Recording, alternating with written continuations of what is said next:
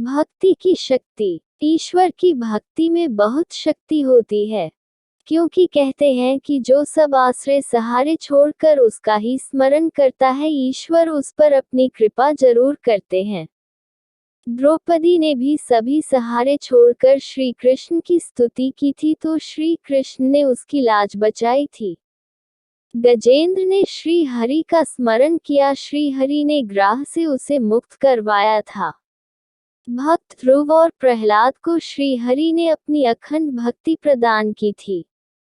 एक बार एक लड़का था, वह सारा दिन भगवान की भक्ति में लगा रहता, साधु संतों की सेवा करता था, लेकिन कोई काम धंधा नहीं करता था। उसके माँ बाप भाई सब उसे निकम्मा कहते थे। पूरा परिवार उससे परेशान रहता था। उस नगर के राजा की कोई संतान नहीं थी। ज्ञानी पंडितों ने कहा, राजन, अगर आप किसी नव युवक की बलि दोगे तो आपको संतान अवश्य होगी। पूरे नगर में घोषणा करवा दी गई कि जो परिवार अपने बेटे को राजा की बलि के लिए देने को तैयार है, उसे बहुत सा धन दिया जाएगा। ये खबर उस लड़के के परिवार तक पहुंची। परिवार ने सोचा, कोई काम धंधा तो करता नहीं, हमारे किसी काम का नहीं, इसी को राजा के पास भेज देते हैं और धन से आने वाली पीढ़ियों की भी आर्थिक हालत सुधर जाएगी।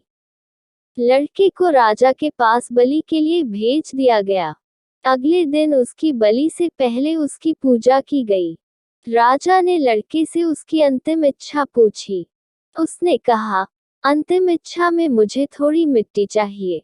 लड़के को मिट्टी दे दी गई। उसने उस मिट्टी के 4 ढेर लगाए, उनमें से 3 को तोड़ दिया और एक ही रहने दिया। ये सब करने के बाद उसने राजा से कहा, अब आप मेरी बलि दे सकते हैं। राजा ने कहा कि पहले तुम बताओ कि तुमने पहले 3 ढेर क्यों तोड़े और आखिरी क्यों छोड़ दी। उसने कहा, आप इसे रहने दो और अब मेरी बलि दे दो।